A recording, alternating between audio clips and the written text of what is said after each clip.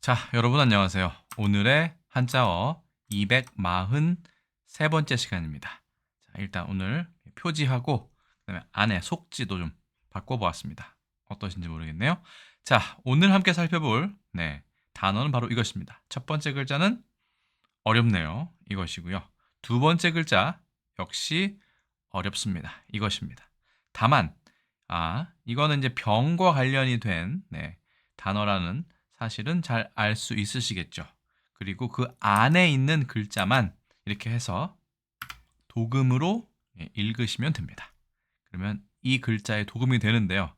그럼에도 불구하고 왜 이렇게 어려운 글자를 우리가 알아야 하는가? 라는 의문이 드실 겁니다. 이미 알고 계신 분도 계시겠지만 이건 어떤 병의 이름입니다. 그런데 이 병과 관련해서 우리가 주의해야 할 발음이 하나 있습니다. 그것에 대해 설명드리고 또 이 안에 있는 글자가 어떤 의미에서 이 안에 들어가 있는지에 대해서도 설명드려보도록 하겠습니다. 자, 일단 어떻게 읽고 어떻게 해석을 하는지 먼저 보겠습니다.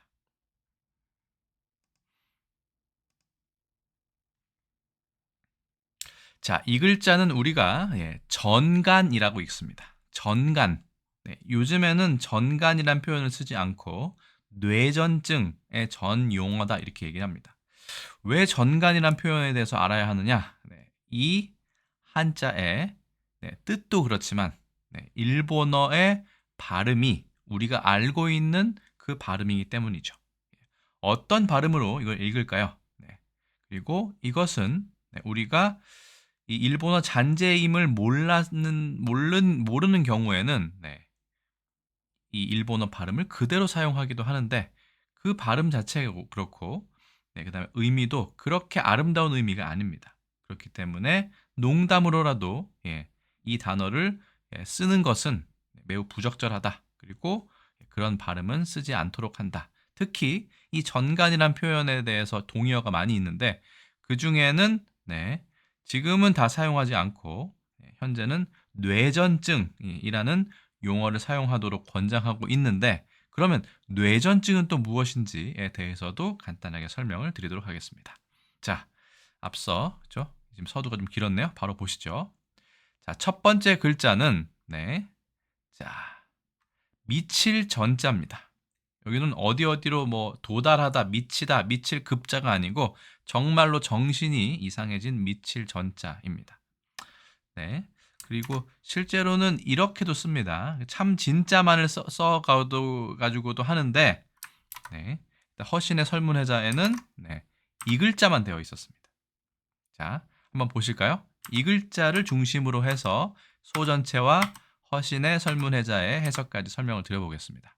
자, 어떻게 되어 있냐면요. 이렇게 되어 있습니다. 좀 길죠? 일단 확실한 거는 이 미칠 전자, 지금은 참 진짜가 안에 하나 있는 이 글자만 설명하고 있습니다. 병든 것이다. 그렇겠죠. 병들어 기댈 역자가 있으니까 병과 관련이 있는 그런 글자인 겁니다. 그리고 병들어 기댈 역의 뜻을 따르고 참 진짜는 음이다라고 되어 있는데요. 진짜나 그렇죠? 전자나 다 비슷비슷하죠?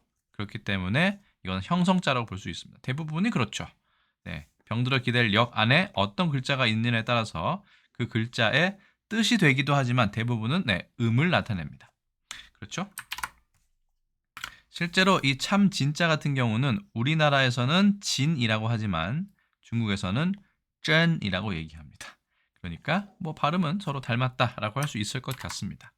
그런데 왜 참 진짜가 들어갔느냐? 거기에 대해서도 의문이 좀 생기죠. 자, 허신은 또 계속 얘기합니다. 일설에 따르면 이것은 배가 부푸는 것이다. 이게 장자는 팽팽하게 당겨진 거니까 배가 땡땡이자는 것은 부푼다는 뜻이죠. 부푼다는 것은 이렇게도 설명합니다. 보통 팽창할 때 창자 있죠.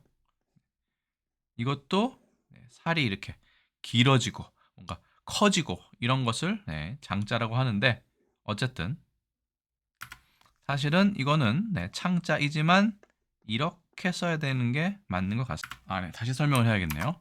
원래는 이 글자가 아니었고 단옥제의 주에 따르면 원래는 이 글자였다고 되어 있어요. 팽창할 때 창자, 부풀 창자 이렇게 되어 있었는데 이것이 아니라 이게 맞다란 얘기죠. 배가 빵빵해진다 라는 병을 이야기하기도 한다라고 있습니다. 미친 것과 배가 빵빵해지는 것은 좀 다른데요. 그렇죠? 네, 그리고 발음은 도, 이게 해년자입니다. 도년절이니까 네, 디언이라고 읽습니다. 디언이나 전이나 서로 통하는 거죠? 네, 그렇습니다. 실제로 이 발음은 네, 전도 디언도 아닌 디엔입니다. 디엔. 네. 어쨌든 네, 두 발음 비슷하니까 일단 넘어갑시다. 그 다음에 이 글자에 대해서 네, 광아에서는 미쳤다, 미칠 광자라고 쓰고 있습니다. 그러면 여기서는 통하네요. 그러니까 원래는 이 글자가 네, 배가 이렇게 부푸는 그런 병 중에 하나로 생각을 했는데 네, 이 글자로 오면서 혹은 이 글자와 연관이 되기 때문에 좀 복잡합니다만 네, 이게 사람이 정신이 이상해 나갔다의 뜻으로 쓴다라고 볼 수 있습니다. 미칠 광자도 재밌죠. 네, 이렇게 해서 개견자는 알겠습니다. 광견병에 걸린 개는 알겠는데 왜 임금이 여기 들어오느냐? 그건 아니고 원래는 이 글자, 풀이 무성하다의 뜻의 이 글자가 생략된 생태이기 때문에 풀이 막 길게 무성하게 나서 미친 듯이 개가 달려오는 그런 모습이라고 생각하면 뭔가 무질서하고 이렇다라고 말씀드리죠.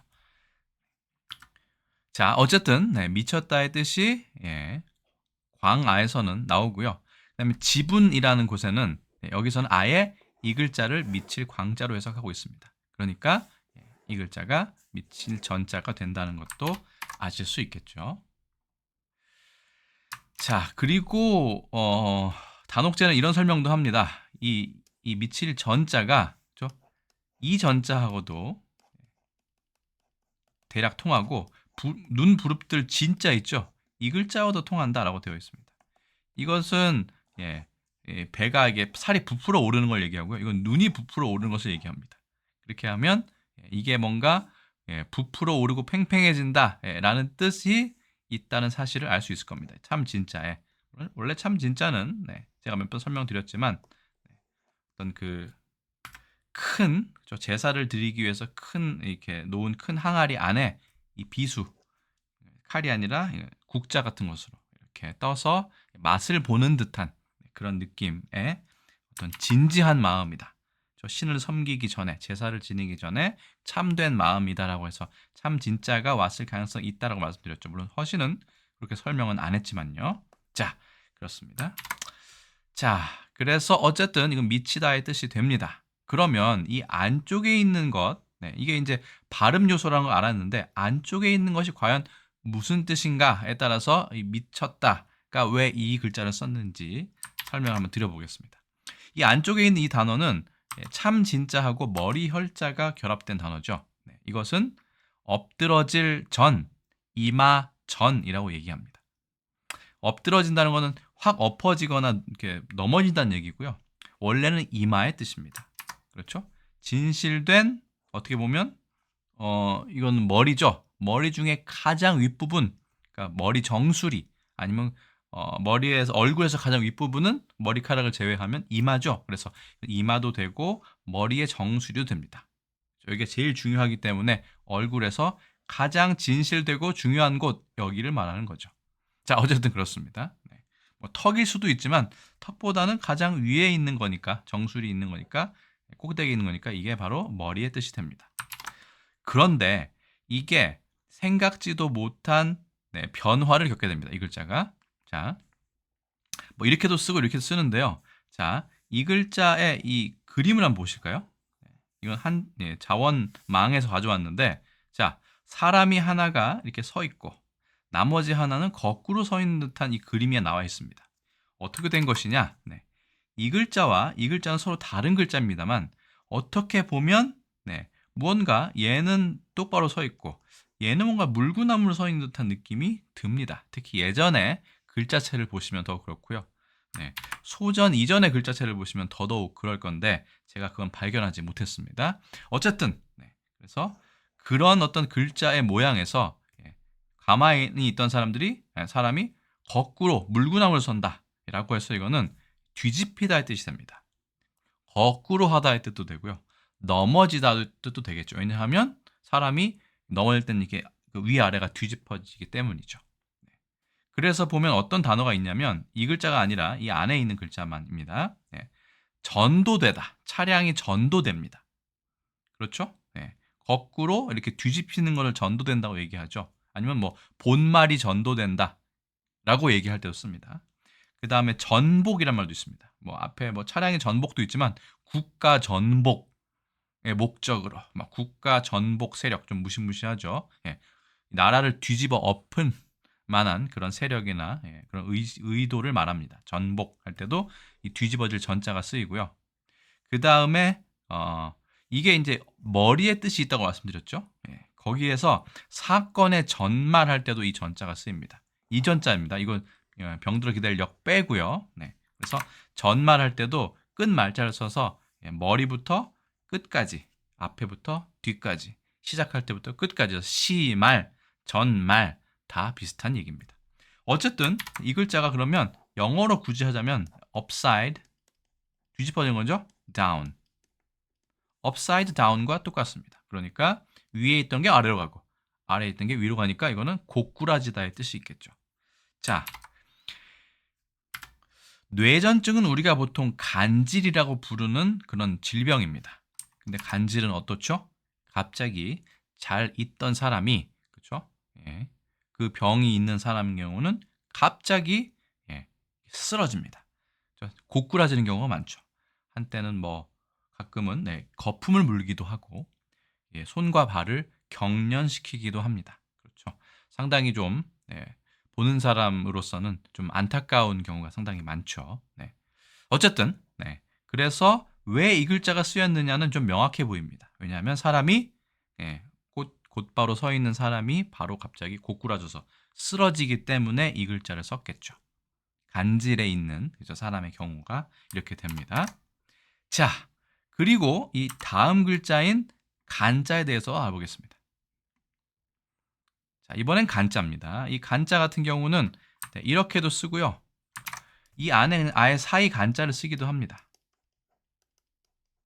사실 이 글자는 우리나라에서는 한가할 한자라고 얘기하는데 아시는 분은 아시겠지만 사이 간자, 그렇죠? 이것의 원형이 원래는 안에가 날일이 아니라 달월입니다. 그렇죠? 원래 뜻은 이 창문 틈 사이로 희미하게 보이는 달을 얘기하는 건데 달의 의미는 좀 어떻게 비껴나가고 틈이란 뜻으로 바뀌었습니다. 문틈 사이로 달빛이 새어 들어오는 것, 이게 달이 이렇게 있으면 그 사이로 이렇게 살짝 달빛이 새어 들어오기 때문에 이 사이, 틈의 뜻으로 이 한자라는 것도 생기고 이 간자라는 것도 생긴 겁니다. 원래는 달월자였는데 날일자로 바뀌었다. 사실은 똑같은 글자입니다. 그래서 이것은 아예 간질간이라고 되어 있습니다만 이 달월자가 있는 것은 의외로 우리 사전에는 있지만 한국 어문에서는 이 글자가 표준자로 지정되지 않고 오히려 속자인 사이 간자가 들어간 이 글자가 표제자로 이게 선정이 되어 있습니다. 어쨌든 두 글자는 같으니까 같은 것이라고 간주하고 설명을 드리겠습니다. 이거는 설문해자에 아예 거의 있지 않습니다. 그냥 병이다, 아픈 것이다. 그리고 옥편에는 이 글자가 있습니다. 작은 아이가, 어린 아이가 아까 이 전자가 이 글자라고 말씀드렸죠. 간질병이 있는 것이다. 작은 어린 아이의 간질병이다 라고 얘기를 합니다. 그러니까 결국은 이 글자나 아래에 있는 이 글자나 서로 간질이라는 증상에서는 똑같다고 보시면 됩니다. 다만 왜 이것을 썼느냐라는 것은 아래 설명을 드려보겠습니다. 여기 있는 글자는 아까 설명드렸죠. 아를 전자입니다. 그렇죠? 원래는 이것도 간질의 뜻은 있지만 정확히는 참 진짜에 머리 혈자까지 있어야 이게 원래는 더 맞는 글자라고 보시면 될 것 같습니다. 자, 어쨌든 다음 글자를 한번 보실까요? 우리가 좀 헷갈리는 부분입니다. 한가한, 원래는 이게 사이 간자의 원형이라고 말씀드렸죠. 얘가 오리지널입니다. 자, 그런데 이제 날일이 되면서 이 글자가 사이 간자를 우리나라에서는 설명하고 있고 옆에 있는 글자는 한가한으로 되어 있습니다. 달빛이 비치는 것이 한가하다고 생각할까요? 아니면 이게 보통 보면 달이란 뜻은 없어지고 그죠? 이 안에 틈만 이렇게 강조된다고 말씀드렸죠. 틈. 그래서 이 틈이 있다는 것, 짬이 난다는 것, 쉴 틈이 있다는 것라고 해서 한가하다 할 때도 이 한자를 씁니다. 물론 가짜는 이 휴가할 때 가짜를 쓰는 거죠. 한가하다. 어쨌든 한가하다, 사이 간자 똑같죠. 그 다음에 실제로 한가할 한자는 우리나라에서는 이것도 많이 씁니다. 나무 목자 있는 것. 문에 나무가 보이는 것이 아니라 이것은 허신도 이렇게 설명을 합니다. 문에 이 가로로, 그렇죠? 이 빗장을 걸어놓는 것이다. 그러면 문이 닫혔죠. 그럼 이 앞에는 사람들이 왔다 갔다 못하기 때문에 뭐 앞이든 주변이든 사람들이 별로 없을 겁니다. 그러면 한가하는 거죠. 이 안에 문을 잠그고 걸어두고 안에 앉아 있는 사람도 얼마나 마음이 편안하고 한가하겠습니까? 물론 사람 못 만나는 답답함은 있겠지만, 그래서 나무 목자가 있어도 한가할 한자, 달월자가 있어도 한가할 한자인데, 그렇죠? 이것이 한가할 한자이면서 사이 간자도 되고, 이것은 지금 우리가 쓰고 사이 간자가 됩니다. 그러면 자 이제 의문이 조금씩 풀리고 있습니다. 이거를 왜 간질에 썼을까요? 그렇죠. 간질이란 것은 매번, 그렇죠? 그 사람이 사는 평생 동안 겪는 일이 아닙니다. 갑자기 일정한 시간이 지나거나 스트레스를 받거나 하면 그 증상이 나타나는 거죠. 어떨 때는 무작위로 나타나고 어떨 때는 또 스트레스를 받거나 어떤 자극을 받으면 나타나기도 한다고 저는 알고 있습니다만, 그래서 간헐적으로 나타나는 거죠. 사이사이 매번 나타나는 게 아니라 어떨 때 띄엄띄엄 나타난다고 하니까 이 사이 간자를 쓰거나 아니면 사이 간자의 원형인 한가할 한자를 사이라고 생각해서 틈을 생각해서 그 틈틈이 이 발작 증상이 나타나는 것을 얘기합니다. 어떻습니까? 여러분도 제 해석에 동의를 하시는지 모르겠습니다. 그래서 이것은 고꾸라지는 것, 이것은 가끔 나타나는 것에서 이 안에 글자가 이렇게 물론 발음도 나타내지만 뜻도 나타내지 않나 싶습니다. 자, 설명이 좀 길었죠? 자, 그러면 첫 번째 글자 복습하겠습니다. 미칠 전자고요. 총 24획이고 병들어 기댈 력자, 병질엄이라고도 얘기하죠. 가 들어갔습니다. 써보겠습니다. 하나, 둘, 셋, 넷, 다섯, 여섯, 일곱, 여덟, 아홉, 열, 열하나, 열둘, 열셋, 열넷, 열다섯, 열여섯, 열일곱, 열여덟, 열아홉, 스물, 스물하나, 스물둘, 스물셋, 스물넷. 좀 기네요. 자, 두 번째 글자. 이것은 배정 한자는 아니지만 이 안에 사이 간자가 있으면 그것은 1급 한자로 되어 있다라고 말씀드렸습니다. 한번 써보겠습니다. 역시 병들어 기댈 력 쓰고요. 하나, 둘, 셋, 넷, 다섯, 여섯, 일곱, 여덟, 아홉, 열, 열하나, 열둘, 열셋, 열넷, 열다섯, 열여섯, 열일곱 이렇게 됩니다. 물론 이 안에 것을 날 일자로 쓰셔도 총 획수는 똑같이 17획이 될 것입니다. 그렇죠.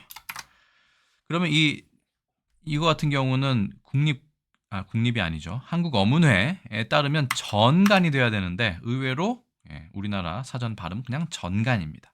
바로 보실까요?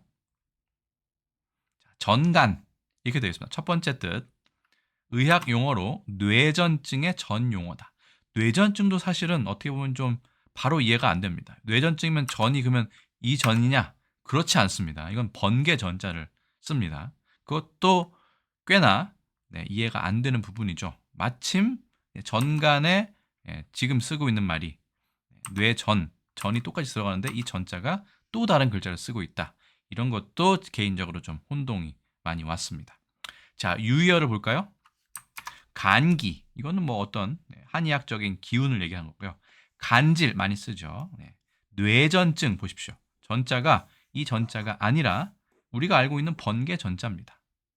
자, 그 다음에 간풍, 이거를 기운이나 풍으로 보는 것은 저는 잘은 모르지만 한의학, 중국의 중의학 쪽의 개념일 겁니다. 그리고 이 전간을 다른 말로, 속된 말로 질알병 혹은 질알병으로 얘기합니다. 그래서 이 글자를 우리가 가끔 쓰는데 이 질알이란 표현의 어원이 어디인가 봤더니 이 전간, 간질에서 왔다라고 하는 학자들의 어원 풀이가 있었습니다. 그러니까 지랄이란 표현도 어떤 지역에서는 이게 딱히 흔히 뭐 욕의 뜻이 아니라고 하여도 좋은 뜻은 아닙니다. 이 병을 앓고 있는 사람을 빗대어서 그 사람에게 뭐 우스갯소리든 뭐든 하는 것이지만 좋은 뜻은 절대 아니죠. 그러니까 가급적이면 쓰지 않는 것이, 이 의미를 알고 쓰시는 분은 없겠죠. 좋을 것 같습니다. 모든 욕이 그렇습니다. 사실 욕 중에는 좋은 의미는 하나도 없다고 보시면 될 것 같습니다. 어떤 욕이든요. 자, 그러면 뇌전증이 무엇이냐라는 어떤 의문이 남습니다. 뇌전증, 경련을 일으키고 의식장애를 일으키는 발작 증상이 되풀이하여 나타나는 병. 유전적인 경우도 있으나 외상, 뇌종양 따위가 원인이 되어 나타나기도 한다. 예전에는 이걸 반드시 유전병이라고, 고칠 수 없는 병이다, 이런 편견들이 있었던 것 같아요. 그렇죠? 유전적인 경우도 있으나라고 했으니 반드시 그런 건 아니다. 그리고 나을 수 없는 불치병이다라는 것도 사실이 아니라고 되어 있습니다. 약물 치료를 통해서 충분히 일상생활이 가능하다라는 의사들의 소견이 있었기 때문이죠. 자, 뇌전증. 그래서 이 뇌와 번개 어떤 뜻이 있는지 얼핏 짐작은 됩니다만 아쉽게도 우리나라 국어사전에는 여기에 대한 직역은 없습니다. 그래서 제가 굳이 일본 사전을 한번 찾아보게 되었습니다. 자, 일본 사전을 찾는 이유는 두 가지가 있는데요. 첫 번째는 이 번개 전자를 왜 사용하느냐. 두 번째는 이 전간이라는 표현이 일본어 발음으로는 어떻게 되느냐. 이 두 가지입니다. 바로 보실까요? 자, 전간. 일본어로는 어떻게 발음할까요? 탱강입니다. 근데 우리는 탱강이라고 얘기 안 하고 땡깡이라고 얘기하죠. 땡깡 부리다 할 때. 그래서 이미 알고 계신 분도 많으실 겁니다. 이 영상을 보시는 구독자분들께서는 대부분 우리 국어에도 관심이 많으시기 때문에 이 전간, 지랄병을 일본에서는 땡깡이라고 하기 때문에 나는 절대 앞으로 일본어 잔재일 뿐만 아니라, 그렇죠? 어떤 장애인에 대한 비하까지 담겨 있는 이 땡깡이라는 표현을 쓰지 않겠다라고 마음을 먹은 그런 분들도 계실 거라고 생각하는데, 혹시 모르는 분이 계실까 하여 가져와 보았습니다. 자, 여기에 일본어 설명이 있는데, 그건 제가 일본어 고토방크라는 곳에, 아마 코토바 뱅크일 거예요. 언어 뱅크, 은행, 여기에서 가져왔습니다. 해석까지 쓰면 너무 복잡해질 것 같아서 원문을 가져왔고요. 그냥 중간에 중요한 부분만 이렇게 부분 설명드리겠습니다. 너무 많죠? 일단 일본에서는 이거를 전간이란 한자가 너무 어렵기 때문에 히라가나로만 사용하고 있습니다. 자, 보실까요? 자, 중요한 핵심어를 보시겠습니다. 발작, 그렇죠. 그 다음에 반복, 간격을 두고 반복하는 것이고요. 신경질환이다. 이것도 알 수 있을 것 같습니다. 한자 보시면 뇌, 일본 한자고요. 신경세포까지 됐습니다. 그렇죠? 그리고 과잉이라는 표현이 있습니다. 자, 그리고 제일 중요한 건 이상방전이 있습니다. 자, 신경은 보통 전류가 흐른다고 되어 있죠. 뭐 뉴런이든 뭐든 어떤 그 전달하는 과정이 뭐 세포든 뭐든 이 전류의 흐름으로 되어 있다고 되어 있습니다. 그러니까 우리가 신경에 전류를 쏘아주면 근육이 움직이거나 신경이 움직이거나 하죠. 그런데 원래 정상적으로 이게 방전이 전류가 흘러야 되는데 순간적으로 잉여, 너무나 큰 이상 전류가 갑자기 확 들어오는 것이죠. 뇌에 들어오는 것일 거예요. 뇌 신경세포에 들어오는 거니까. 그러니까 갑자기 뭐 거품을 물든, 그렇죠? 아니면 뭐 사지가 경련이 나든, 아니면 아예 고꾸라져서 혼수 상태가 되든 그런 증상이 나타나는 병이 되는 거겠죠. 그렇기 때문에 이것을 뇌전증이라고 얘기합니다. 번개 전자가 왜 들어가는지에 대해서는 이제 대충 이해가 되셨을 겁니다. 저도 의학에 대해서는 거의 모르기 때문에 그냥 사전적인 설명을 보고 여러분께 해석을 드리는 것이니까 더 자세한 설명 원하시는 분은 이 전간 혹은 뇌전증에 대해서 검색을 해보시고 이해를 하시는 것이 더 나을 것 같습니다. 일과성이니까 일시적으로 있는 증상이다. 또 얼마가 지나면 또 깨어나기도 하고 그렇죠. 네. 그래서 전류 때문에 방전 때문에 뇌전증이라는 말이 생겼다라고 되어 있고요. 아까 말씀드린 것처럼 질랄병, 이 전간, 간질에서 왔다라고 보는 경우가 많습니다. 참고로 이 계림유사, 송나라 사람이 고려시대에 와가지고 우리말을 기록한 아주 특이한 저작인데 거기에는 그때도 질알이다. 이거는 이제 어제 음역어니까 이 한자는 별로 생각 안 하셔도 됩니다. 그래서 질알이라는 표현이 그때부터 있었다라는 아주 재미있는 기록이 있습니다. 고려시대 때도 이거를 질알이라고 얘기했나 봐요. 자, 그러니까 앞으로는 쓰지 말아야 할 것 같습니다. 이 표현은. 자, 이 전간 질환을 봤으니까 예전에 오늘의 한자 92번째에서 했던 연병도 한번 설명드리겠습니다. 연병 생각나십니까? 이거는 장티푸스를 속되게 이르는 말이다. 그리고 또 비슷한 말로 장질부사가 있다라고 되어 있습니다. 자, 장티푸스는 장티푸스가 아니라 장티푸스죠. 티푸스균. 티푸스균이 창자에 들어가 일으키는 급성 법정 전염병, 식중독 같은 건데 훨씬 급성이니까 훨씬 더 치명적인 그런 세균이 되겠죠. 발열도 있고요.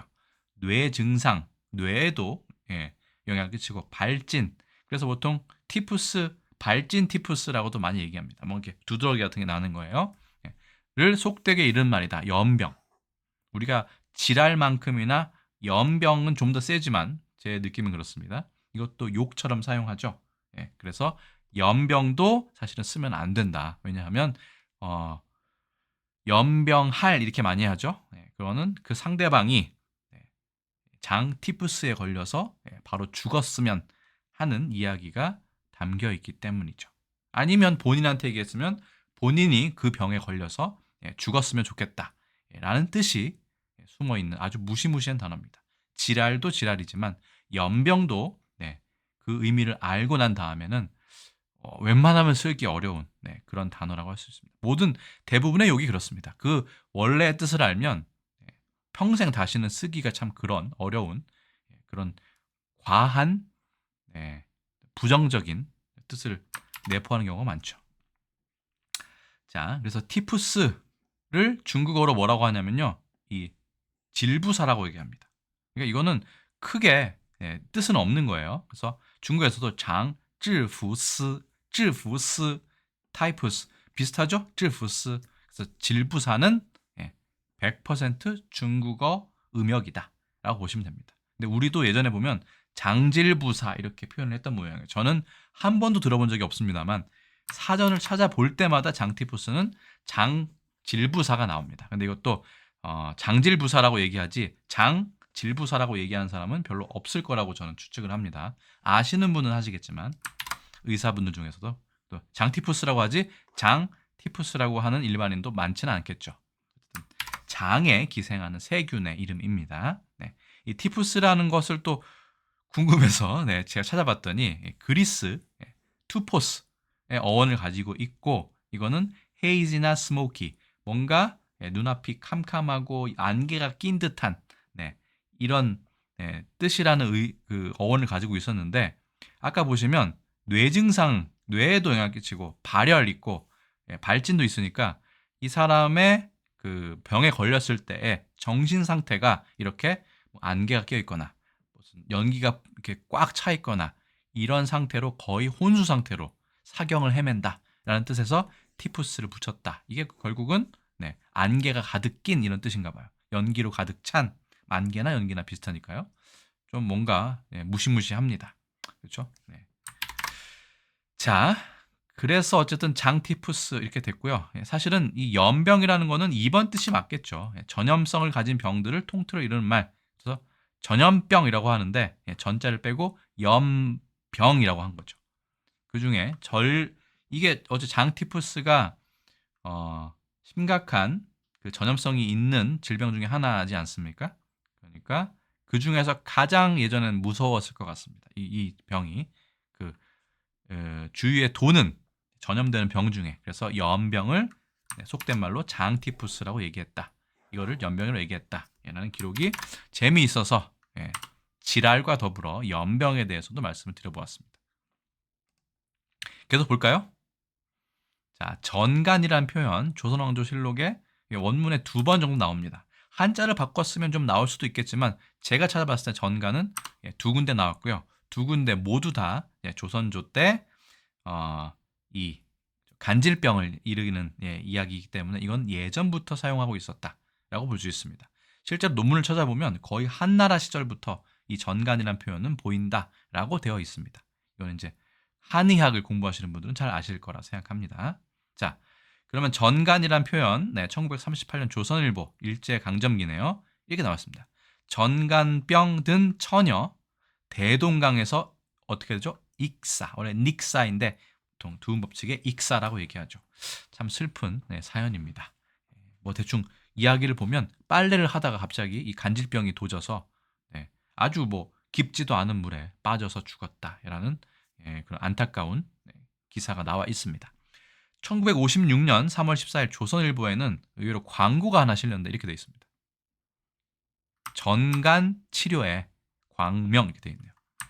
자, 우리나라에서는 보통 이 간자를 달월자를 안 쓰고 지금 사이 간자를 안에 쓰는 걸 알 수 있습니다. 일본에서도 이렇게 쓰는지는 모르겠습니다. 일본은 어차피 이게 상용 한자가 아니기 때문에 그런데 실제로는 이렇게 한가할 한자를 쓰는 것이 오히려 정자체에 가깝다라는 사실을 말씀을 드리고 저는 검색할 때는 간자를 이 간자로 해서 저는 검색을 해봤더니 몇 건이 나왔습니다. 그래서 전간 치료에 광명 이렇게 됐네요. 그렇죠? 바이오제약인 것 같아요. 버림받은 자의 새로운 희망. 예전에 얼마나 이게 절망적이었겠습니까? 그렇죠? 세계적으로 유명한 독일 바이엘 회사, 바이엘이죠. 특수 근본 치료제 이렇게 되어 있네요. 막 한자, 정자와 일본 신자체가 막 섞여 있습니다. 어쨌든 전간이란 표현 38년에도 56년에도 쓰이고 있었다라는 사실 말씀을 드리겠습니다. 자, 다시 보실까요? 자, 전간이란 표현 우리나라에서는 그냥 전간이라고 하고 지금은 뇌전증이라고 말씀드렸죠. 자, 중국에서는 어떻게 표현하고 있을까요? 중국에서는 이렇게 표현합니다. 우리하고 홍콩, 마카오, 타이완 같은 경우는 한자가 같죠. 조금 다르네요. 이 부분이 다릅니다. 중국에서는 이런 글자 아무리 번체라도 이렇게는 잘 안 쓰지 않고요. 가끔 뭐 붓글씨 할 땐 쓰지만 우리 예전에도 뭐 중국 사람들은 이렇게 썼던 것 같아요. 고대에도 이 글자를 많이 씁니다. 자, 그래서 전간이란 표현이 있고요. 이거는 이제 뭐 간질이라고도 하고 이렇게 간질이라고도 한다. 뭐라고 되어 있습니다. 아내가 달 월이 있든 날 일이 있든 상관이 없는 것이죠. 그리고 중국어에서는 자 보십시오. 여기 보시면 아예 한적할 한자에 그렇죠. 한가할 한자에 간체자를 써놨습니다. 그러니까 이 글자와 이 글자가 서로 통한다는 사실을 여기서도 간접적으로 확인할 수 있죠. 자, 어쨌든 띠엔시엔이라고 합니다. 띠엔시엔이라고 하면 이게 우리말의 뇌전증, 예전 말로 간질병, 전간 이렇게 얘기를 하는 거고요. 좀 재미있다고 해야 될까, 좀 슬프다고 해야 될까? 양자가 들어가는 속어들이 있었습니다. 중국어를 찾아보면 그래서 이걸 어떻게 설명해야 될까요? 대충 어원을 따져보니까 이 간질에 걸려서 이렇게 힘들어할 때, 경련을 할 때 양의 울음소리와 비슷하게 소리를 내더라. 어떻게 보면 좀 잔인하죠. 그렇게 해서 이런 속칭이 붙었다라는 설명을 보긴 했습니다. 뭐 그게 맞는지 안 맞는지는 전혀 모르겠습니다만 중국에서는 속된 말로 이렇게 양전풍 아니면 양각풍 이렇게 얘기를 하는데 풍자도 이렇게 쓰는 걸 봐서는 그렇죠. 이거는 미칠 풍자거든요. 미쳤다를 여기다 쓸 수도 있다. 뭐 여러 가지가 가능한 것 같습니다. 어쨌든 제정신은 아니다라는 뜻으로 사용하고 있는 것 같아요. 자, 이런 것 같은 경우는 우리의 지랄처럼 무언가 좀 비하하는 뜻이 좀 있죠. 양양자가 들어간 표현들은. 일본에서는 아까 말씀드린 대로 댕강이라고 얘기하고 원래 한자가 없습니다. 한자가 없기 때문에 그냥 이렇게 써도 괜찮다. 왜냐하면 일본에서는 그냥 히라가나로 땡깡이라고 얘기합니다. 너무 복잡하기 때문에 이건 일본에서 한자를 아예 쓰고 있지 않습니다. 아마 이 한자를 공부하는 학자들 아니면 이 한자를 아는 사람은 많지는 않을 것 같습니다. 땡깡 이렇게 되고요. 우리가 흔히 얘기하는 땡깡이죠. 자, 영어를 보니까 네, epilepsy, epilepsia 이런 표현이 있습니다. 이게 이제 간질인가 봐요. 근데 이거에 또 어원을 찾아보니까 이런 말이 있었습니다. 장티푸스처럼 라틴 그리크 말인 에필렙시아에서 왔는데 이게 바로 공격하다, 포위하고 공격하다의 뜻이 있다고 얘기해요. 갑자기 어택 확 들어온 거죠. 어떤 풍인 같이 뇌졸중 같이 그렇죠? 그리고 여기서 에피라는 거는 upon 즉시의 뜻이고요. 그 다음에 람바나인이라는 거는 take hold of니까 꼼짝 못하게 제압하다의 뜻입니다. 즉시 꼼짝 못하게 제압당한 것처럼 이렇게 사지가 마비되거나 이렇게 쓰러지는 걸 말하죠. 통나무처럼 좀 무시무시합니다. 그래서 에필립스라는 말이 있는데 이것도 따져보니까 라틴어나 그리스어에서 왔더라. 그래서 즉시 순간적으로 제압당하다의 뜻이 여기 안에 있었다. 뭔가 비슷합니다. 우리는 고꾸라지고 그 다음에 가끔씩 나타나고 간격을 두고의 전간의 한자를 쓰고 있는데 영어에서는 그렇게 되네요. 순간적으로 꼼짝 못하는. 자, 그래서 오늘도 좀 설명이 길어졌습니다. 그래서 간략본 영상도 만들 계획인데요. 243번째죠. 오늘의 한자어 본 것은 우리가 보통 땡깡이라고 부르거나 지랄이라고 하는 그 한자어의 어떤 어원, 근원이라고 할 수 있는 전간에 대해서 알아보았습니다. 고꾸라지고 가끔씩 나타나고 간격을 두고 간헐적으로 그런 뜻에서 이 두 글자가 사용되었다라는 것이 제 생각이고 여기에 대해서 이럴 것이다라고 이야기하는 경우는 아주 많지는 않습니다. 그래서 일단 제 의견이다라는 부분을 밝히고요. 여러분들 생각 어떠신지 궁금하고 앞으로는 가급적이면 가능하면 가급적도 일본말이니까 안 쓰겠습니다. 가능하면 이 전간도 쓰면 안 되니까 뇌전증인가요? 뇌전증으로 쓰시고 지랄이라든가 연병이라든가 장티푸스로 말씀드렸죠.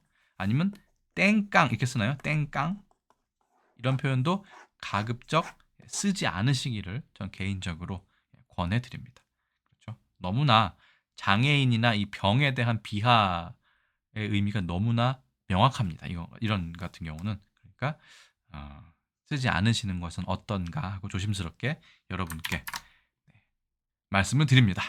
자, 그래서 오늘 한자어 243번째 시간에는 요것도 설명이 많이 길었죠. 미칠 전자, 간질 간자가 결합된 전간.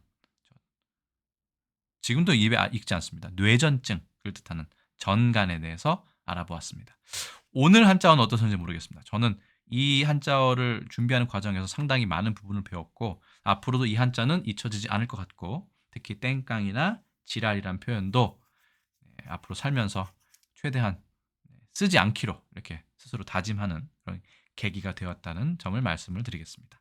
자, 제가 준비한 내용은 여기까지고요. 저는 또 다음에 다른 컨텐츠에서 인사드리겠습니다. 여러분 안녕히 계세요.